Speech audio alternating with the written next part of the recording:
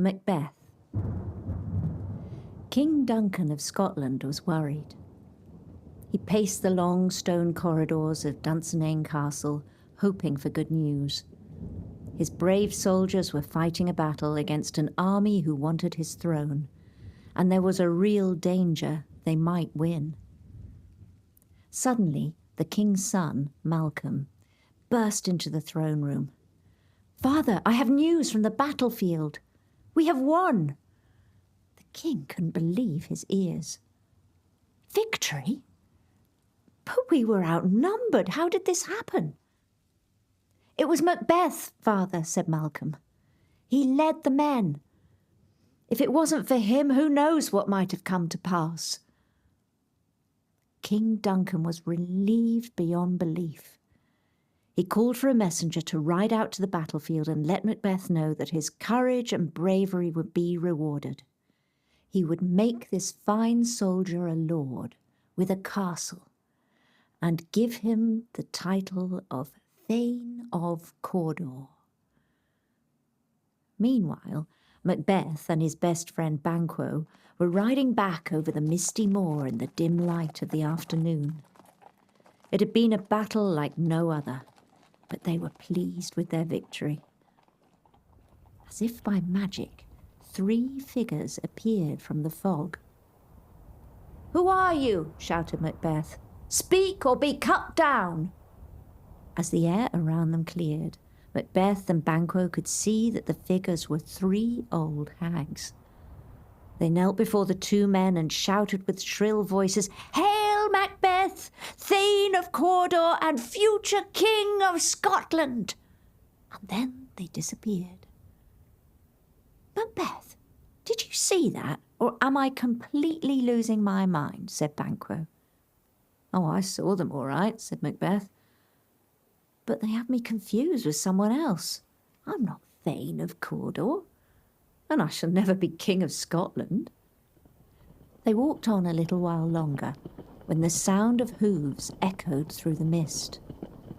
A rider appeared. It was King Duncan's messenger. "I bring you great news, Macbeth. King Duncan has made you Thane of Cawdor. Congratulations, my lord." Banquo and Macbeth looked at one another.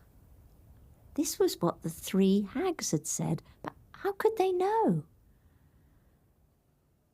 Some time later, at Inverness Castle, Macbeth was telling his wife what the hags had spoken about on their journey home, and her eyes lit up.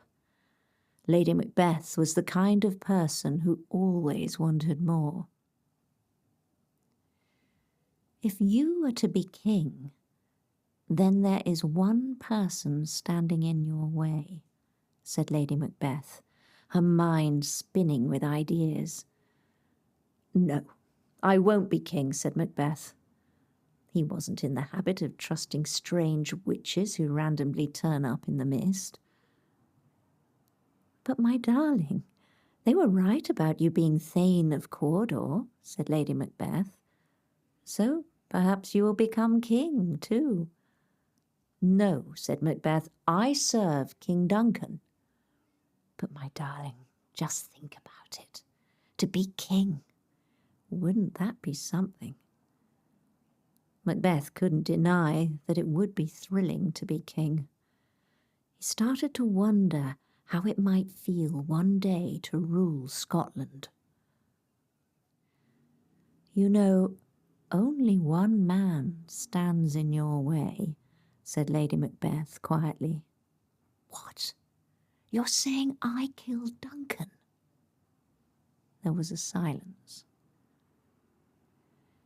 "It is the only way, my love," replied Lady Macbeth. "But he is my friend, and he is the king." "Hear me out," said Lady Macbeth, her eyes wide. "King Duncan visits us tonight in this castle. This is your chance to have what the witches foretold." And after planting this terrible thought in her husband's mind, Lady Macbeth left the room to let the idea grow. And grow it did. King Duncan arrived later that day with his personal guards, and a fine feast was prepared. He chatted with Lady Macbeth and the other guests over dinner. But Macbeth couldn't bring himself to sit at the table. In his mind, he knew the king must die, but it was a huge step to take. Once all the guests had gone to sleep, Lady Macbeth whispered to her husband, "It's time. Duncan's guards are passed out on the floor by the king's chamber. No one will see or hear you.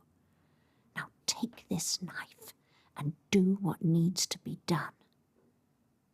Macbeth was trembling as he tiptoed towards the sleeping guards by the king's chamber.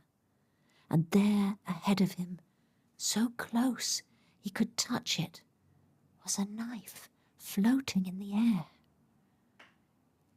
"Is this a dagger I see before me?" He stretched out his hand to grab the knife, but it disappeared. He forced himself to keep going and made his way past the guards and into the king's chamber until he stood there in silence, looking down on Duncan, fast asleep in his bed. The castle was woken the next morning by the shouts of "Murder! Who has done this horrific act?" shouted Macbeth to the crowd of guests gathered around the king's bed. But no one had seen or heard anything. After long talks, it was decided that Macbeth, being a great soldier and leader, should become king. Everyone decided that Duncan's son Malcolm was much too young. Macbeth and Lady Macbeth should have been happy. This was what they wanted, but they were both filled with guilt about what they had done. Macbeth was starting to lose his mind with worry that someone would find out. "Is there anyone else who knows about this prophecy?" asked Lady Macbeth, chewing her fingernails down to their stumps.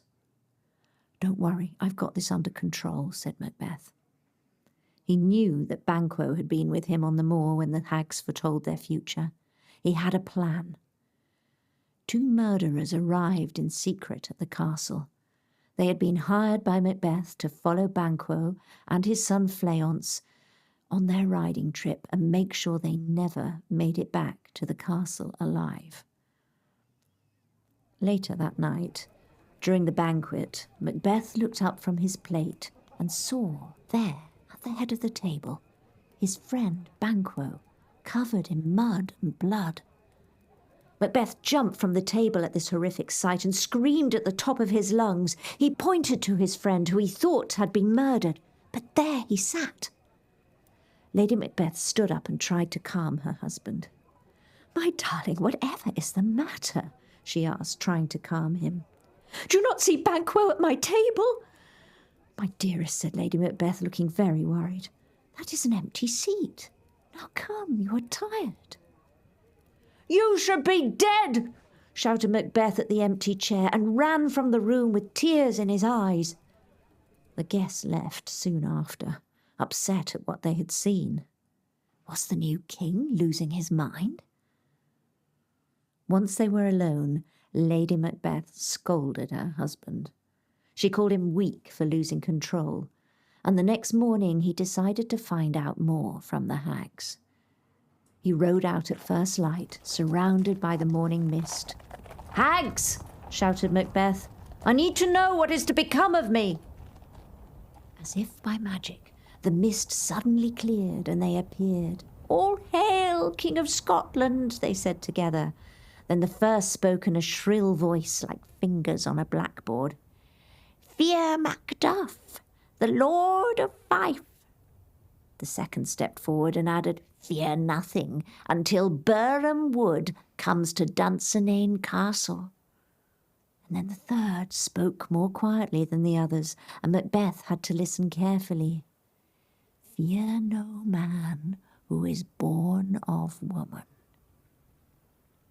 Then, as if by magic, the hags were gone. As Macbeth rode back to the castle, he thought about what they had said. "I am invincible. A wood cannot move towards a castle, and every man is born of woman, so no man can hurt me, not even Macduff." It was then that Macbeth was met by a messenger. "My lord, Macduff has gone to England. He is on Malcolm's side. Duncan's son will take your crown and claim the throne." "Well, he will fail," said Macbeth confidently. "But he must be dealt with. Send soldiers to his castle in Fife and kill his family. No one must stand in my way."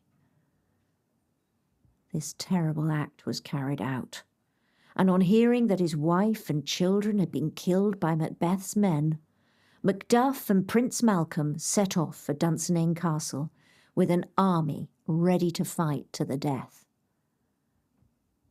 "We shall hide in the woods and advance in the morning," commanded Macduff when they arrived at night. "When we are ready, we must keep the element of surprise. Command every soldier to cut off a large branch and walk with it up the hillside." Next morning, as the guard looked out from Dunsinane Castle, he had to rub his eyes, for in the distance it looked as if the forest was moving towards them. He ran to King Macbeth's chamber to share the news. "Sire, Birnam Wood is coming to Dunsinane Castle." Macbeth leapt from his bed to put on his armour. He ran to the battlements and saw with his own eyes that the prophecy was coming true. He ordered his men to prepare for battle before mounting his horse and riding out to meet Macduff, surrounded by his fiercest soldiers. "You will lose, Macduff," shouted King Macbeth. "Accept your fate and ride away." But Macduff refused. "I have nothing left to lose. Today you must pay for all you have done." "My wife also lies dead," said Macbeth. "This is what happens to great men." It was true. Lady Macbeth had been found with a knife in her hand. The guilt of what she had done to help her husband become king had become too much to live with. The soldiers from both sides watched as Macbeth and Macduff dismounted and began to fight. It was an even battle, the almighty clash and clank of heavy broadswords on thick armour. "You have fought well," shouted Macbeth out of breath. "But no man born of woman can harm me." Macduff rested the tip of his sword on the ground. He was sweating too, but he began to smile. "But I am not born of woman, my king." "Fool! Every man is born of woman," shouted Macbeth. "No, sire. I was ripped from my mother. She died before I was born, and they cut me out. So I was not born." On hearing this, Macbeth's energy drained. He felt sick to his stomach. The hags had been right about everything so far. Now they had tricked him. If this man was not born, then he had the power to take the throne. With a burst of energy, Macduff attacked again, slashing and thrusting with power and skill, and the king could not defend himself. With a swift step to the side and a large slash of his sword, Macduff sliced Macbeth's head clean off. The battle was won. Duncan's son, Malcolm, was crowned as the new king, and he ruled Scotland well.